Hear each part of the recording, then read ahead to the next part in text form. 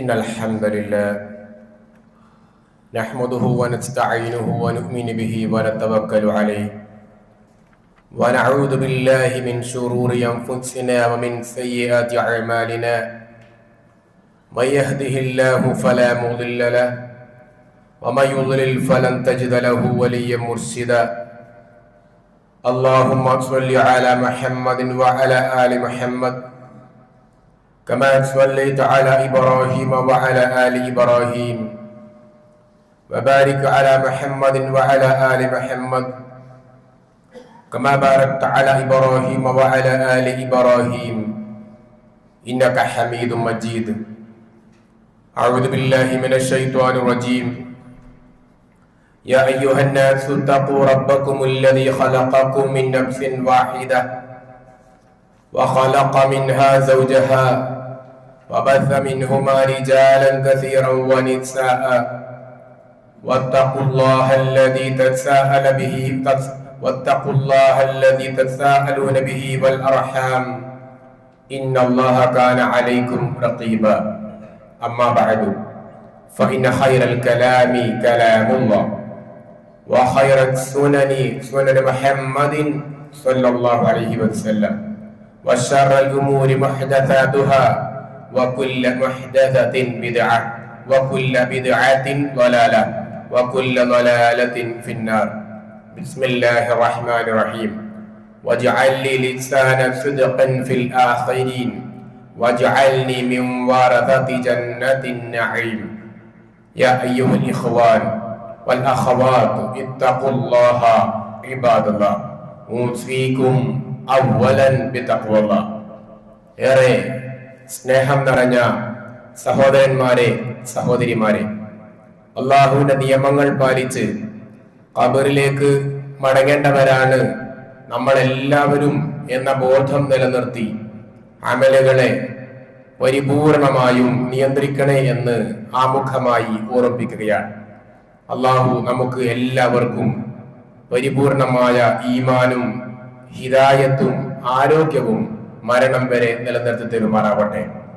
സഹോദരന്മാരെ സഹോദരിമാരെ, ഇബ്രാഹിം നബി അലൈഹിസ്സലാം കരയുന്ന ഒരു രംഗം പരലോകത്ത് കാണുന്നുണ്ട്. ഇബ്രാഹിം നബി അലൈഹിസ്സലാം പരലോകത്ത് വെച്ച് സ്വന്തം ഉപ്പാനെ കാണുകയാണ്. ഉപ്പ മകനെ കാണുന്നു. ആ നേരത്ത് പിതാവിന്റെ ഒരു നൊമ്പരം മകനോട്. ഉപ്പ നരകത്തിലേക്ക് വളരെ വികൃതമായി വലിച്ചിഴക്കപ്പെടുമ്പോ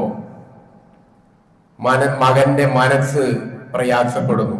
ഇബ്രാഹിം നബി അലൈഹിസ്സലാം ഉപ്പയോട് ആവശ്യപ്പെടുന്നു. ഇബ്രാഹിം നബി അലൈഹിസ്സലാം റബ്ബിനോട് ആവശ്യപ്പെടുന്നു ഉപ്പക്ക് പുറത്തു കൊടുക്കണം എന്ന്. അവിടെ നമ്മളൊന്ന് ചിന്തിക്കേണ്ടത്, നമ്മളായിരുന്നെങ്കിൽ പോയി പണിയൊക്കെ എന്ന് പറയും അല്ലേ? ദുനിയാവിൽ തീക്കുണ്ടാരത്തിലേക്ക് ശത്രുക്കൾ എറിയുമ്പോ ആ ശത്രുക്കളുടെ കൂടെ ലീഡർഷിപ്പ് എടുത്ത ആളായിരുന്നു ഇബ്രാഹിം നബിയുടെ പിതാവ് ആസർ. ഇബ്രാഹിം നബി അലൈഹിസ്സലാമിനെ വീട്ടിൽ നിന്നും പുറത്താക്കിയ ആളായിരുന്നു പിതാവ് ആസർ. ഇബ്രാഹിം നബി അലൈഹിസ്സലാമിനെ കല്ലെറിഞ്ഞ ആളായിരുന്നു പിതാവ് ആസർ. ഇബ്രാഹിം നബി അലൈഹിസ്സലാമിനെ ഭീഷണിപ്പെടുത്തിയ ആളായിരുന്നു പിതാവ് ആസർ. എന്നെ തൊട്ടവർ ഏതും പേടിക്കണ്ട എന്ന ചില മാലകളുടെ വരികൾ പൂർണ്ണമായും തെറ്റാണ് എന്ന് പഠിപ്പിക്കുന്ന ചരിത്രമാണ് ഇവിടെ ആസറിന്റെ ചരിത്രം. എന്നെ പിടിച്ചവർ ഏതും പേടിക്കണ്ട എന്ന് പറയുന്ന ത്വരീഖത്തുകൾ മദ്ഹബിൽ കൂടിയാൽ മതി, ത്വരീഖത്തുകൾ സ്വീകരിച്ചാൽ മതി, അവർ ദുനിയാവിൽ എന്ത് കളി കളിച്ചാലും അവിടെ ഷെയ്ഖ് നമുക്ക് വേണ്ടി വാദിക്കും എന്ന് പറയുന്നവർ, എന്ന് വിശ്വസിക്കുന്നവർ പഠിക്കേണ്ട ചരിത്രമാണ് ആസറിന്റെ ചരിത്രം. അങ്ങനെ ഇബ്രാഹിം നബി അലൈഹിസ്സലാം അള്ളാഹുവിനോട് പറയാൻ. അപ്പോ അള്ളാഹ് പറയാണ്, ഒരു രക്ഷയില്ല, ഒരു രക്ഷയില്ല. പിതാവിന് വേണ്ടി പശ്ചാത്തപിക്കാൻ, പിതാവിന് വേണ്ടി ശുപാർശ അർപ്പിക്കാൻ, പിതാവിന് വേണ്ടി ഒരു അക്ഷരം മിണ്ടാൻ ഒരു അനുവാദവുമില്ല എന്ന് ആസറിന്റെ സ്വന്തം മകൻ ഇബ്രാഹിമിനോട് അള്ളാഹു കൽപ്പിക്കുകയാണ്. ഇബ്രാഹിം നബി അലൈഹിസ്സലാം ആരാണ് എന്നുള്ളത് ചില വശങ്ങൾ നാം സൂചിപ്പിച്ചു. ആ ഇബ്രാഹിം നബി അലൈഹിസ്സലാം ആ ഒരു പ്രയാസം വരും എന്നുള്ളത് കൊണ്ടാണ് തനിക്ക് വേണ്ടിയും പ്രാർത്ഥിച്ചു, മകന് വേണ്ടിയും പ്രാർത്ഥിച്ചു. സൂറത്ത് ഇബ്രാഹിമിലെ 35-ാമത്തെ ആയത്താണ് വജ്നുബിനി വബനിയ അൻ അഅ്ബുദൽ അസ്നാം. സഹോദരന്മാരെ, സഹോദരിമാരെ, നമ്മൾ ഈ പ്രാർത്ഥന ഈ രൂപത്തിൽ നടത്താറുണ്ടോ? അല്ലാഹുവേ, എന്നെയും എന്റെ മക്കളെയും ശിർക്കിൽ നിന്നും രക്ഷപ്പെടുത്തണേ എന്ന്. അല്ലാഹുമ്മ ഇന്നി അഊദു ബിക അൻ ഉശ്രിക ബിക വ അന അഅലം. നബി സല്ലല്ലാഹു അലൈഹി വസല്ലം നടത്തിയ പ്രാർത്ഥനയാണ്. അല്ലാഹുമ്മ ഇന്നി അഊദു ബിക, അല്ലാഹുവേ ഞാനിതാ അഭയം തേടുകയാണ്, അൻ ഉശ്രിക ബിക വ അന അഅലം, അറിഞ്ഞുകൊണ്ട് ശിർക്ക് ചെയ്യുന്നതിൽ ഞാനിതാ അല്ലാഹുവേ കാവൽ തേടുകയാണ്. അഊദു എന്ന പ്രയോഗം നമുക്കറിയാം. അഊദു ബിറബ്ബിൽ ഫലഖ്, അഊദു ബിറബ്ബിൻ നാസ് എന്ന പ്രയോഗം. അല്ലാഹുമ്മ ഇന്നി അഊദു ബിക അൻ ഉശ്രിക ബിക വ അന അഅലം വ അസ്തഗ്ഫിറുക ലിമാ ലാ അഅലം. അറിഞ്ഞുകൊണ്ട് തെറ്റ് ചെയ്യുന്നതിൽ ഞാൻ അഭയം തേടുന്നു. തെറ്റല്ല, ശിർക്ക് ചെയ്യുന്നതിൽ. അറിയാതെ ശിർക്ക് സംഭവിച്ചു പോയാൽ അത് അറിയില്ലാലോ, അത് ഞാനിതാ അല്ലാഹുവേ ഞാനിതാ ഇസ്തിഗ്ഫാർ ചെയ്യുന്നു. നമ്മുടെ ജീവിതത്തിൽ എത്ര തവണ ഇങ്ങനെ പ്രാർത്ഥിക്കാൻ കഴിഞ്ഞിട്ടുണ്ടാവും? വജ്നുബിനി വബനിയ അൻ അഅ്ബുദൽ അസ്നാം. അല്ലാഹുവേ, എന്നെയും എന്റെ മക്കളെയും ഈ വിഗ്രഹാരാധനയിൽ നിന്നും രക്ഷപ്പെടുത്തണേ, അകറ്റി നിർത്തണേ എന്നാണ്. ജന്നിബ് എന്ന പ്രയോഗം നമ്മൾ കേട്ടതാണ്. അല്ലാഹുമ്മ ജന്നിബ്ന ശൈത്വാൻ.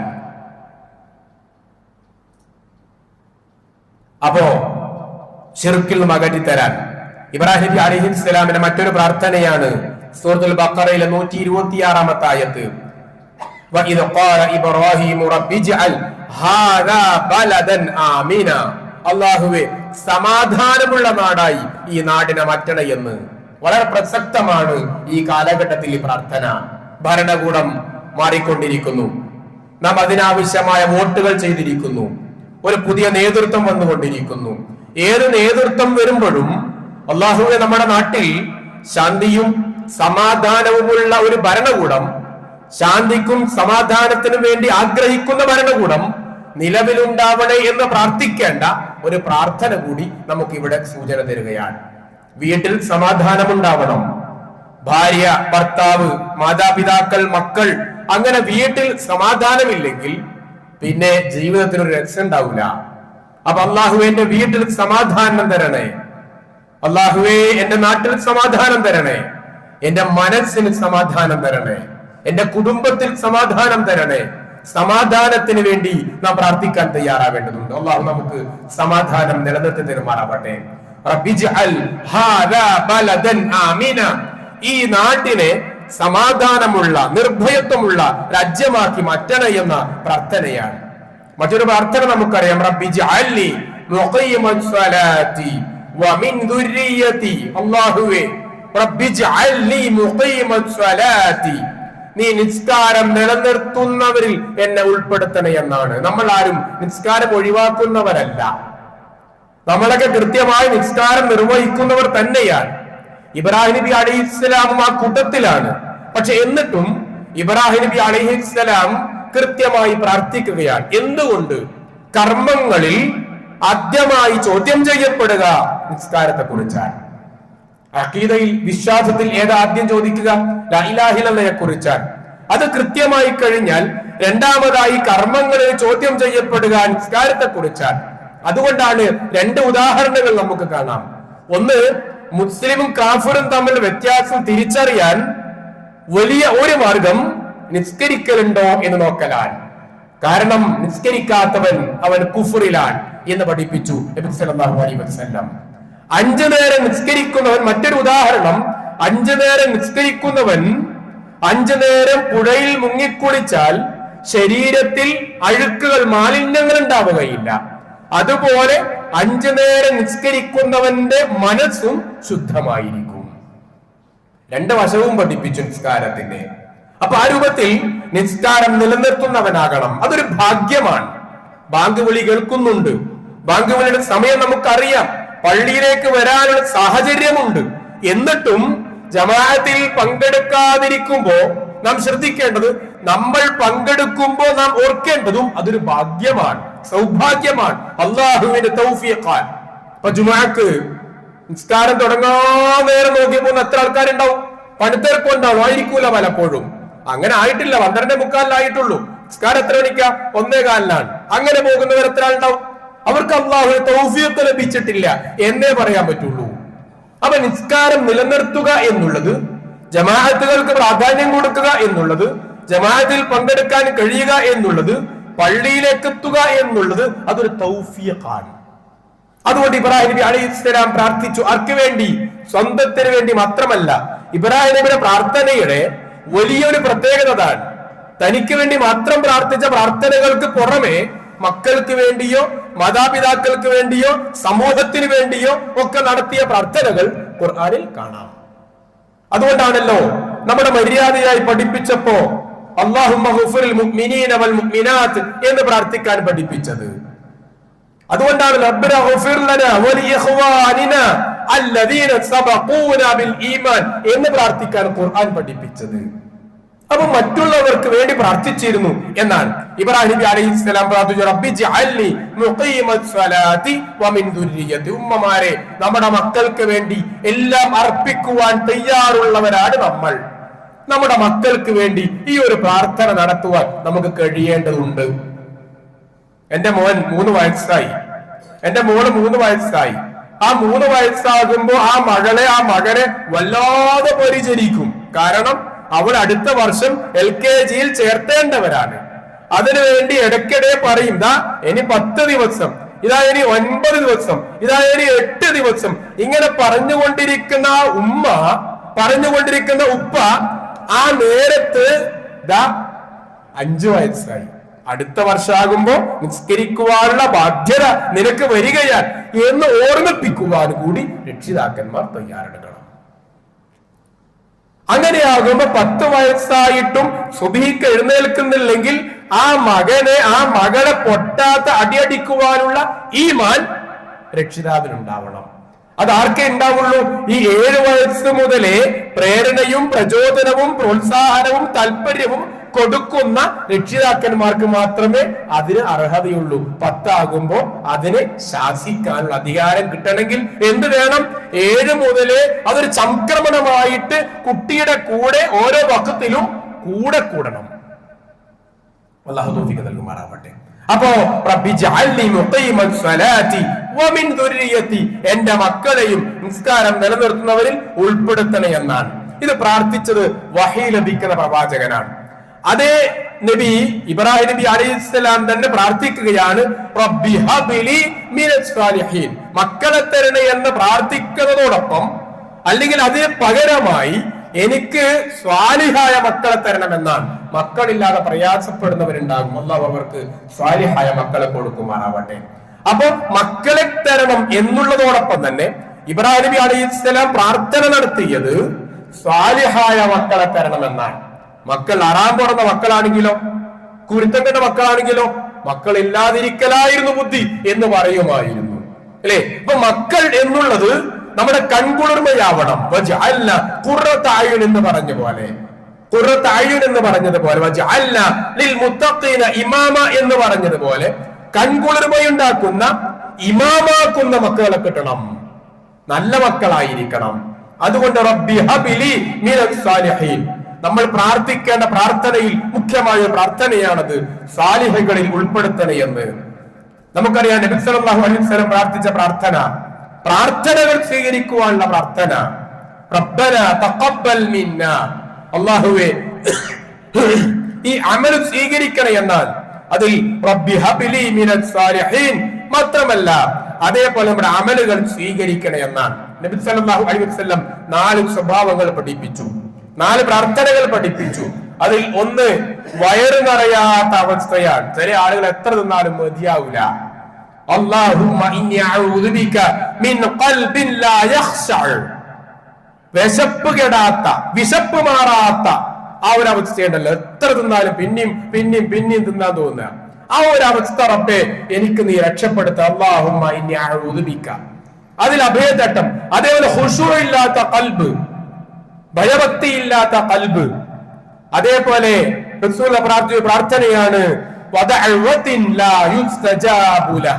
ഉത്തരം കിട്ടാത്ത പ്രാർത്ഥന. അല്ലാഹുവേ എനിക്ക് നീ അഭയം നൽകണേ എന്നാണ്. ഉത്തരം ലഭിക്കാത്ത പ്രാർത്ഥന. ഇബ്രാഹിം നബി അലൈഹിസ്സലാം വളരെ പ്രധാനമായി പ്രാർത്ഥിച്ച പ്രാർത്ഥനയാണ് റബ്ബന തഖബ്ബൽ മിന്ന. നമ്മുടെ ജുമുഅ സ്വീകരിക്കണേ, എന്റെ സക്കാത്ത് സ്വീകരിക്കണേ, എന്റെ സ്വതക്ക സ്വീകരിക്കണേ, എന്റെ ഇന്ന കർമ്മങ്ങളൊക്കെ സ്വീകരിക്കണേ, എന്റെ ഇരുത്തം സ്വീകരിക്കണേ, എന്റെ ദിക്ർ സ്വീകരിക്കണേ എന്ന് എപ്പോഴും പ്രാർത്ഥിക്കാൻ നാം തയ്യാറാവേണ്ടതുണ്ട്. പ്രാർത്ഥന നിർബന്ധമാണ്. പിന്നെ നമ്മൾ ഓതിവെച്ച സൂറത്തുൽ ശുആറയിലെ 84, 85 ആയത്തുകൾ ഇബ്രാഹിം നബി അലൈഹിസ്സലാം പ്രാർത്ഥിച്ച മറ്റൊരു പ്രാർത്ഥനയാണത്. വജ്അൽ ലി ലിസാന സിദ്ഖിൻ ഫിൽ ആഖിരീൻ. സൽകീർത്തി ഉണ്ടാക്കണേ എന്നാണ്. വജ്അൽ ലി ലിസാന സിദ്ഖിൻ ഫിൽ ആഖിരീൻ. മറ്റുള്ളവരാൽ എന്നെ നീ നല്ലത് പറയിപ്പിക്കണേ എന്ന്. നമ്മൾ മരിച്ചതിന് ശേഷം നമ്മൾ സ്വർഗത്തിലും നരകത്തിലും പോകുവാൻ മാത്രം പ്രധാനമാണ് മറ്റുള്ളവരുടെ നമ്മെക്കുറിച്ചുള്ള സംസാരം. നമ്മൾ വളരെ ഗൗരവത്തോടെ അടിവരയുടെ ഒരു പ്രയോഗമാണ് അത്. നമ്മള് സ്വർഗത്തിൽ പോവണോ നരകത്തിൽ പോവണോ എന്ന കാര്യത്തിൽ വളരെ പ്രധാനമുള്ള ഒരു ഘടകമാണ് മറ്റുള്ളവർ നമ്മെക്കുറിച്ച് പറയുന്നത്. നമ്മളെ മരിച്ചാൽ പറയും അയാൾ നല്ല മനുഷ്യനായിരുന്നു, അല്ലെ? അങ്ങനെ നമ്മെക്കുറിച്ച് നമ്മുടെ മരണശേഷം നല്ലത് പറയുവാനുള്ള എന്തെങ്കിലും ഒരു കർമ്മം അല്ലെങ്കിൽ എന്തെങ്കിലും കർമ്മങ്ങൾ നമ്മൾ ചെയ്തുകൊണ്ടിരിക്കണം. റസൂലുള്ളാഹിയോട് ചോദിച്ച 2-3 സംഭവങ്ങൾ ഉണ്ടല്ലോ. ഒന്ന്, റസൂലുള്ളാഹി സ്വല്ലല്ലാഹു അലൈഹി വസല്ലം ഒരാൾ ചോദിക്കാൻ, നബി അള്ളാഹിന്റെ അടുത്ത് ഞാൻ സ്വീകാര്യനാവോ, ഞാൻ ഇഷ്ടപ്പെട്ടവനാകുമോ, എന്നെ അള്ളാഹ് പരിഗണിക്കോ? അപ്പൊ പറഞ്ഞു നിന്റെ അയൽപക്കക്കാരോട് ചോദിക്കണം എന്നാ പറഞ്ഞത്. അയൽപക്കക്കാർ നിന്നെ കുറിച്ച് നല്ലത് പറയുകയാണെങ്കിൽ അള്ളാഹു നിന്നെ നല്ലവനായി രേഖപ്പെടുത്തും. അപ്പോ മറ്റുള്ളവർ നമ്മെ നല്ലത് പറയിപ്പിക്കുക എന്ന് പറഞ്ഞാൽ ആദർശപരമായി അവരുടെ മുന്നിൽ അഴകുഴമ്പൻ നയം സ്വീകരിക്കുക എന്നതല്ല അതിന്റെ അർത്ഥം. നബി സല്ലല്ലാഹു അലൈഹി വസല്ലം ആദർശത്തിൽ നിഷ്ഠനായിരുന്നു, പക്ഷെ പേര് അൽ അമീൻ ആയിരുന്നു. അവരുടെ വെറുപ്പ് ഏത് വിഷയത്തിലായിരുന്നു? അവരുടെ ഇലാഹുകളെ കളവാക്കി കളഞ്ഞു. നീ കുടുംബം കലക്കുന്നു, എങ്ങനെ? നീ പുതിയ ഒരു ദീൻ കൊണ്ടുവന്നു, നീ നാളെ നല്ലവനാണ്. അതുകൊണ്ടാണല്ലോ മുഹമ്മദ് നീ നിന്റെ ദീൻ ഒഴിവാക്കുക, ഈ പുതിയ ദീൻ നീ പറയാതിരിക്കുക. നിനക്ക് വേണമെങ്കിൽ പെണ്ണ് തരാം, നല്ല പെണ്ണ്, സാമ്പത്തികമുള്ള പെണ്ണ്, സൗന്ദര്യമുള്ള പെണ്ണ്, സമ്പത്ത് എന്തും തരാം, പക്ഷെ ഒരു കാര്യം, നീ ദീന് പറയാൻ പറ്റൂല. അപ്പൊ അവരുടെ വിഷയം റസൂൽ മുഹമ്മദ് എന്നുള്ള സല്ലല്ലാഹു അലൈഹി വസല്ലം വ്യക്തിയായിരുന്നില്ല, റസൂലുള്ളാഹിയുടെ ആദർശമായിരുന്നു. അപ്പൊ ആദർശത്തിൽ കണിശത കാണിച്ചാലും വ്യക്തിപരമായി മറ്റുള്ളവർ നല്ലത് പറയണേ. ഈ പ്രാർത്ഥന സ്ഥിരമായി നമ്മൾ നടത്തേണ്ടത് ആവശ്യമാണ്. മരണശേഷവും നമ്മുടെ പേരുകൾ നിലനിൽക്കാൻ നമുക്ക് എന്ത് ചെയ്യാൻ പറ്റും? ശൈഖുൽ ഇസ്ലാം ഇബ്നു തൈമിയ്യ, ഇമാം ശാഫിഈ, മുഹമ്മദ് അബ്ദുൽ വഹാബ്, ഇങ്ങനെ ഒരുപാട് പേരുകൾ നാം ഉച്ചരിക്കാറുണ്ട്. അവരെ കുറിച്ചൊക്കെ ഇന്നും ലോകം ഓർത്തുകൊണ്ടിരിക്കുന്നു. നമ്മൾ മരിച്ചാൽ നമ്മുടെ വീട്ടിൽ എത്ര ദിവസം നമ്മുടെ പേര് ഓർമ്മയുണ്ടാവും? നമ്മൾ മരിച്ചാൽ നമ്മുടെ നാട്ടിൽ നമ്മുടെ പേര് നിലനിൽക്കാൻ നമ്മൾ എന്ത് ചെയ്തു വെച്ചിട്ടുണ്ട്? നമ്മളെ മരിച്ചാൽ നമ്മുടെ പരിസര പ്രദേശങ്ങളിൽ നമ്മുടെ പേര് നിലനിൽക്കാൻ നാം എന്ത് പ്രവർത്തനം ചെയ്തു വെച്ചു? ഒരാലോചന നടത്തണ്ടേ? എന്തെങ്കിലും ഒരു അമല് ബാക്കിയാക്കണ്ടേ? ഒരു മരം നടുക, ഒരു ചെടി നടുക, ഒരു വീടെടുത്തു കൊടുക്കുക, പള്ളിക്ക് എന്തെങ്കിലും കാര്യമായി തുക കൊടുക്കുക, അങ്ങനെ നിലനിൽക്കുന്ന ഒരു അമൽ നമ്മിൽ നിന്നും ഉണ്ടായിത്തീരണം. അപ്പോഴാണ് സൽകീർത്തി ഉണ്ടാവുക. സൽകീർത്തി ഉണ്ടാവാൻ വേണ്ടി അമല ചെയ്യണമെന്നാണോ? അല്ല, അത് റബ്ബിനോട് പറയേണ്ടതാണ്. മരണശേഷം എന്നെ കുറിച്ച് നല്ലത് പറയുന്ന ഒരു സമൂഹം ഉണ്ടാവണം. എന്തിനാ? എനിക്ക് അവിടെ അമല് കിട്ടാൻ, എനിക്ക് അവിടെ പ്രതിഫലം ലഭിക്കാൻ. അല്ലാഹുവേ, മറ്റുള്ളവരിൽ എന്റെ പേര് നീ നന്നാക്കി തരണേ.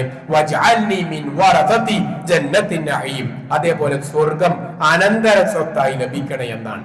എന്റെ ഉപ്പ പണ്ടുണ്ടാക്കി വെച്ചത് കൊണ്ട് എനിക്ക് പറമ്പും കിട്ടി, പൊരയും കിട്ടി, അല്ലേ? പക്ഷേ സ്വർഗം ഇതുപോലെ കിട്ടും? അല്ലാഹ് റസൂലിനെ പഠിപ്പിച്ചൊരു ഹദീസ് ഉണ്ടല്ലോ. ഒരാൾ ചോദിക്കാൻ, റബ്ബേ, ഞാൻ ഇതിന് മാത്രം അമലൊന്നും ചെയ്തിട്ടില്ല, പക്ഷെ ദിനേന എന്റെ ദറജ, എന്റെ പദവി കൂടിക്കൊണ്ടേയിരിക്കുകയാണ്. അപ്പോ അള്ളാഹുവിന്റെ മറുപടി, നിന്റെ മക്കൾ നിനക്ക് വേണ്ടി ദുന്യാവിൽ പ്രാർത്ഥിച്ചു കൊണ്ടിരിക്കുന്നു. ആ പ്രാർത്ഥനയുടെ ഫലമായിട്ടാണ് നിങ്ങൾക്കുള്ള പദവി ഇവിടെ അധികരിച്ചു കൊണ്ടിരിക്കുന്നത്, ഉയർന്നുകൊണ്ടിരിക്കുന്നത് എന്നാണ്. എങ്കിൽ നമുക്ക് വേണ്ടി പ്രാർത്ഥിക്കുവാനുള്ള ഒരു സമൂഹത്തെ നമ്മൾ ഉണ്ടാക്കിയെടുക്കണം. നമുക്ക് വേണ്ടി പ്രാർത്ഥിക്കുവാനുള്ള പ്രവർത്തനങ്ങൾ ഇവരുണ്ടാക്കിയെടുക്കണം. അതാണ് ജാരിയായ സദഖ എന്ന് പറഞ്ഞാൽ, പള്ളിക്ക് വേണ്ടി കൊടുക്കുന്നത്. മറ്റുള്ള സഹായ സഹകരണങ്ങൾ നമ്മൾ ചെയ്യാൻ തയ്യാറാവണം. അല്ലാഹു തൗഫീഖ് നൽകുമാറാകട്ടെ.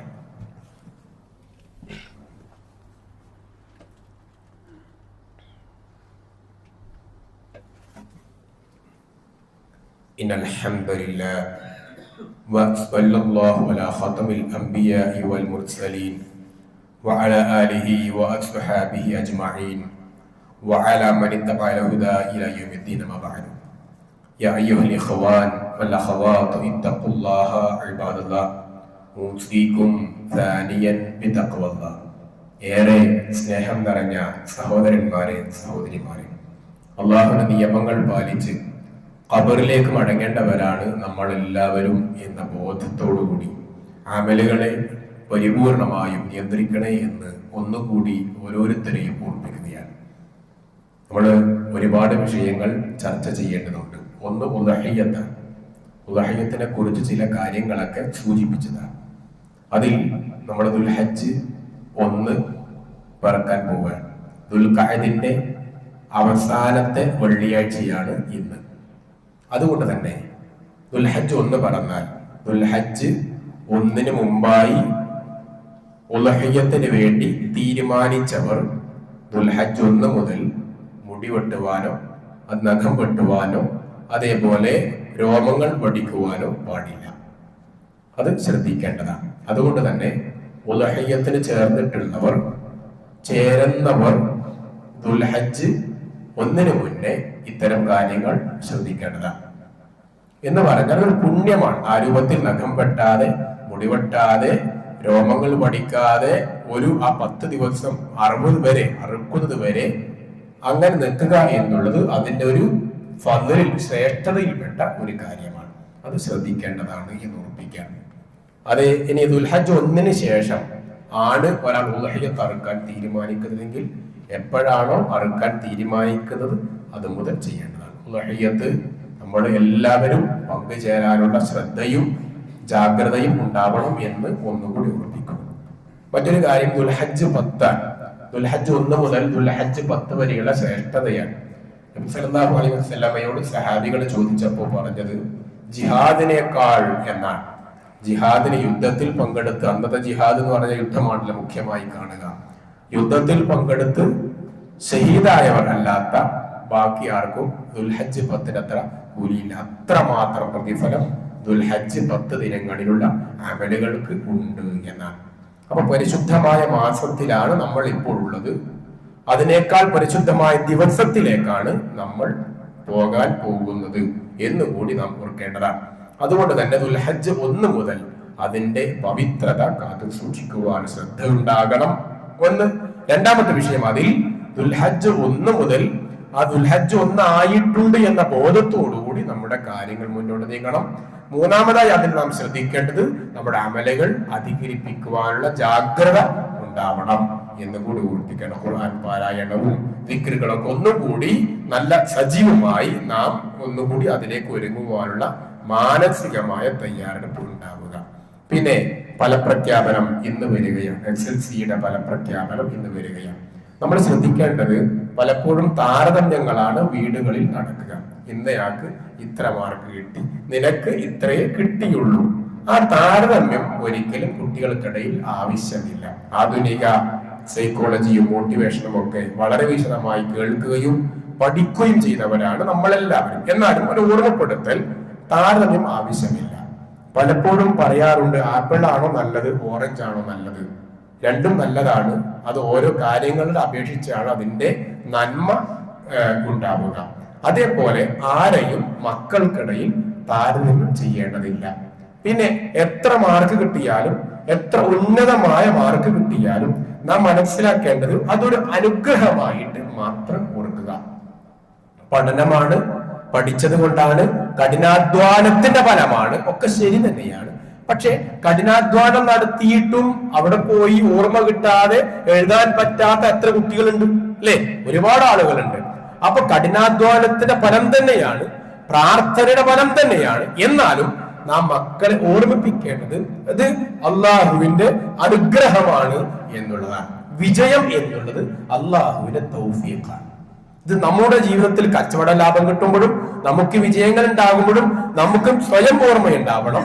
ഇന്ന് നമ്മുടെ മക്കളെ അത് പഠിപ്പിക്കണം. ഇത് അള്ളാഹുവിന്റെ ഒരു തൗഫീഖാണ് വിജയം എന്നുള്ളത് നമ്മൾ മനസ്സിലാക്കേണ്ടതാണ്. പലപ്പോഴും വിജയിക്കുമ്പോൾ ഖുർആനും ഹദീസും പഠിപ്പിച്ചത് അള്ളാഹുവിലേക്ക് ഒന്നുകൂടി അടുക്കുവാനാണ്, അള്ളാഹുവിലേക്ക് ഒന്നുകൂടി കുമ്പിടുവാനാണ്. എന്നാണ്. അപ്പൊ തസ്ബീഹും ഇസ്തിഗ്ഫാറും അധികരിപ്പിക്കണം എന്നതാണ് ഖുർആനിന്റെയും ഹദീസിന്റെയും പ്രഖ്യാപനം. മറ്റൊന്ന്, ഇത് ആത്യന്തിക വിജയമല്ല. ഈ നമ്മുടെ 10ാം ക്ലാസ്സോ +2 ഡിഗ്രിയോ ജയിച്ചാലും ഇത് ആത്യന്തിക വിജയമല്ല. ഇത് ഭൗതികമായ താൽക്കാലികമായ സംവിധാനം മാത്രമാണ്. പരലോകമാണ് ആത്യന്തിക വിജയം. അല്ലെ? പരസ്പരം വേർതിരിക്കുന്ന ദിവസം എന്നുള്ളത് അള്ളാഹുവിന്റെ പരലോകമാണ്. അവിടെ നമ്മെ സഹായിക്കാൻ ആരും ഉണ്ടാവില്ല. ഇബ്രാഹിം നബി അലൈഹിസ്സലാമിനെ സ്വന്തം ഉപ്പ വിളിച്ചു കരഞ്ഞിട്ടും സ്വന്തം പിതാവിനെ സംരക്ഷിക്കാൻ ഇബ്രാഹിം നബി അലൈഹിസ്സലാമിന് കഴിഞ്ഞിട്ടില്ല. യൗമ ലാ യൻഫഉ മാലുൻ വലാ ബനൂൻ ഇല്ലാ മൻ അതല്ലാഹ ബിഖൽബിൻ സലീം. അവനവന് രക്ഷപ്പെടാം. അവിടെ സമ്പത്തോ സന്താനമോ സ്വാധീനമോ ഒരു രക്ഷക്കും എത്തുകയില്ല. ഇത് നമ്മൾ എല്ലാവരും ഓർക്കേണ്ട വലിയൊരു കാര്യമാണ്. അതുകൊണ്ട് തന്നെ നമ്മുടെ മക്കൾ ഓർമ്മിക്കുക, നമ്മുടെ മക്കളെ ഓർമ്മിപ്പിക്കുക. ആത്യന്തിക വിജയം എന്നുള്ളത് അള്ളാഹുവിന്റെ പരലോകത്താണ്. ഈ വിജയം അള്ളാഹുവിന്റെ അനുഗ്രഹമാണ്. ഈ വിജയം അള്ളാഹുവിന്റെ തൗഫീഖാണ് എന്ന് മക്കളെ ബോധ്യപ്പെടുത്തുക എന്നുള്ളത് നമ്മുടെ ഉത്തരവാദിത്തമായി മാറണം. ഈ കേൾക്കുന്നവർക്ക് എല്ലാവർക്കും ഏതെങ്കിലും ബന്ധത്തിൽ ഒരാൾ ഉണ്ടാവുമല്ലോ ഇത്തരം പരീക്ഷകൾ എഴുതുന്നവർ. അവരോട് ഈ ഒരു നിർദ്ദേശം സോഷ്യൽ മീഡിയയിൽ അഭിനന്ദനങ്ങളുടെ പ്രവാഹം നാം അയക്കുമ്പോ, കൂട്ടത്തിൽ ഓഫറുകൾ കൊടുക്കുമ്പോ കൂട്ടത്തിൽ പറയേണ്ടത് അൽഹംദുലില്ലാഹ്, മാഷാ അല്ലാഹ്, അള്ളാഹുവിന്റെ തൗഫീഖാണിത്. ഇനിയും അള്ളാഹുവിലേക്ക് അടുക്കുവാനും അള്ളാഹുവിനോട് അനുഗ്രഹങ്ങൾക്ക് നന്ദി പറയുവാനും തയ്യാറാവണം എന്ന ഒരു നിർദ്ദേശവും ഒരു ഉപദേശവും നമ്മുടെ ഭാഗത്തു നിന്നും ഉണ്ടാവണം. അതവർ അംഗീകരിച്ചാൽ, അതവർ സ്വീകരിച്ചാൽ ജീവിതത്തിൽ എന്നും അവർക്കത് ഓർമ്മയുണ്ടാവും. ആ ഓർമ്മ അവർ നന്മയിൽ നിലനിൽക്കാൻ പ്രചോദനമാകും. അത്രയും കാലം ആ നന്മയുടെ പ്രതിഫലം നമുക്കും കൂടി ലഭിക്കും എന്നുള്ളത് കൂടി ഇവിടെ ഓർക്കുക. അതുകൊണ്ട് തന്നെ വിജയത്തിൽ അഭിനന്ദിക്കുക, നന്നായി അഭിനന്ദിക്കുക. അഭിനന്ദിക്കുന്നതോടൊപ്പം ഇസ്ലാമികമായി വശം കൂടി അവരെ ഓർമ്മിപ്പിക്കുവാൻ തയ്യാറാവുക. അല്ലാഹു തൗഫീഖ് നൽകുമാറാവട്ടെ. ആ രൂപത്തിൽ പ്രാർത്ഥനയോടുകൂടി മുന്നോട്ടൊക്കെ പോകുക. ഇബ്രാഹിം നബി അലൈഹിസ്സലാമിന്റെ മാർഗം ഈ കഴിഞ്ഞ ആഴ്ച കേട്ടു, ഇന്ന് കേൾക്കുന്നു. പെരുന്നാൾ വരെ എല്ലാ പള്ളികളിലും ഇബ്രാഹിം നബി അലൈഹിസ്സലാമിനെ കുറിച്ച് സ്മരിക്കുമ്പോൾ നമുക്ക് അതിനുള്ള ഗുണപാഠം, ഞാനും എന്റെ റബ്ബിന്റെ മുന്നിൽ ഇതുപോലെ കീഴ്പ്പെടുവാൻ വേണ്ടിയാണ് ഇബ്രാഹിമിന്റെ ചരിത്രം അല്ലാഹ് എനിക്ക് പഠിപ്പിച്ചത് എന്നുള്ളതാണ് നമുക്ക് ഓർമ്മയിലുണ്ടാവേണ്ട ഭാഗം. വജ്ജഹ്തു വജ്ഹിയ ലില്ലദീ ഹനീഫൻ മുസ്ലിമൻ. അല്ലെ? വജ്ജഹ്തു, ഞാനിതാ മുഖം തിരിച്ചത്, ഹനീഫൻ മുസ്ലിമൻ. എങ്ങനെയാണ്? മുസ്ലിം ആയിട്ടാണ്. ആർക്കാണ്? അല്ലദീ ഫതറസ് സമാവാതി വൽ അർള. ആർക്കാണ് ആ രൂപത്തിൽ കുമ്പിട്ടത്? ഫതറസ് സമാവാതി വൽ അർള, ആകാശഭൂമികളുടെ സൃഷ്ടാവിനാണ്. എങ്ങനെയാണ് ഞാൻ ആ ഹനീഫും മുസ്ലിമായിട്ട് എങ്ങനെയാ പോയിട്ടുള്ളത്? കൃത്യമായി വമഹ്യായ വമമാതി, എന്റെ എല്ലാ അവസ്ഥയിലുമാണ് ചെയ്തിട്ടുള്ളത്. എന്തൊക്കെയാ ചെയ്തിട്ടുള്ളത്? വനുസുക്കി, എന്റെ മുഴുവൻ കർമ്മങ്ങളും എന്റെ മുഴുവൻ അർപ്പങ്ങളും ആർക്കാണ്? വജ്ജഹത്തു റബ്ബിലാണ്. അപ്പൊ അള്ളാഹുവിലേക്ക് ഞാൻ ഇത് അഭിമുഖീകരിച്ചിരിക്കുന്നു എന്ന ഈ പ്രഖ്യാപനം നമ്മുടെ ജീവിതത്തിൽ കൈകെട്ടിയാൽ നിസ്കാരത്തിൽ മാത്രമല്ല എപ്പോഴും പ്രഖ്യാപിക്കാൻ തയ്യാറാവുക. ഈ പറഞ്ഞ പ്രാർത്ഥനകൾ ഉൾക്കൊള്ളുവാൻ തയ്യാറാവുക. എപ്പോഴും പ്രാർത്ഥനയുമായി മുന്നോട്ടേക്ക് നീങ്ങുക. നാം അള്ളാഹുവിനെ ഓർമ്മിക്കുക, അല്ലാഹു അക്ബർ എന്നുള്ളത് പ്രഖ്യാപിക്കുക. പഠിക്കുക, ജീവിതത്തിന്റെ ഭാഗമാക്കുക. അള്ളാഹു നമുക്കതിന് തൗഫീഖ് നൽകുമാറാവട്ടെ. നമ്മുടെ തൊട്ടടുത്ത കണ്ണൂർ ടൗണിൽ പ്രവർത്തിക്കുന്ന ഇസ്ലാഹിയ അറബിക് കോളേജ് അതിന്റെ അഡ്മിഷൻ ആരംഭിച്ചിട്ടുണ്ട്. 30 വർഷമായി ആരംഭിച്ച നമ്മുടെ കോളേജിൽ ഒരുപാട് വിദ്യാർത്ഥിനികൾക്ക് നല്ല ദിശാബോധം നൽകിയ, വെളിച്ചം നൽകിയ സ്ഥാപനമാണ്. നമ്മുടെ 10ാം ക്ലാസ് കഴിഞ്ഞ കുട്ടികളെ ആ സ്ഥാപനത്തിലേക്ക് പറഞ്ഞയക്കുവാൻ ശ്രദ്ധയും ജാഗ്രതയും ഉണ്ടാവണം. കണ്ണൂർ യൂണിവേഴ്സിറ്റിയുടെ സിലബസും അതോടൊപ്പം തന്നെ അറബി പരിപൂർണമായ പഠനം, ഖുർആൻ ഭാഷയും ഖുർആൻ അതിന്റെ വ്യാഖ്യാനവും പഠിക്കുവാനുള്ള സൗകര്യം, അതോടൊപ്പം തന്നെ അറബി ഭാഷ കൃത്യമായി വ്യാഖ്യാനത്തോടെ പഠിക്കുവാനുള്ള സൗകര്യം, അതോടൊപ്പം സൈക്കോളജി പഠനം ഒക്കെ ഉൾപ്പെടുന്ന വളരെ വ്യവസ്ഥാപിതമായ സിലബസ് ആണ് അവിടെയുള്ളത്. അതുകൊണ്ട് തന്നെ ഇസ്ലാഹിയ അറബിക് കോളേജിന്റെ അഡ്മിഷൻ മറ്റുള്ളവരെ കൂടി നാം അറിയിക്കാൻ തയ്യാറാവുക. അള്ളാഹു നമുക്ക് അതിന് തൗഫീഖ് നൽകുമാറാവട്ടെ. അല്ലാഹുമ്മ ഗ്ഫിർ മുഅ്മിനീന വൽ മുഅ്മിനാത്ത് വൽ മുസ്ലിമീന വൽ മുസ്ലിമാത്ത് അൽ അഹ്യാഇ വൽ അംവാത്ത്. അല്ലാഹുമ്മ അജിർനാ മിനൻ നാർ. اللهم أجرنا من النار. اللهم أعز الإسلام والمسلمين وأذل الشرك والمشركين. ربنا آتنا في الدنيا حسنة وفي الآخرة حسنة وقنا عذاب النار. والحمد لله رب العالمين. وصلى الله على خاتم الأنبياء والمرسلين وعلى آله وأصحابه أجمعين وعلى من تبع الهدى إلى يوم الدين.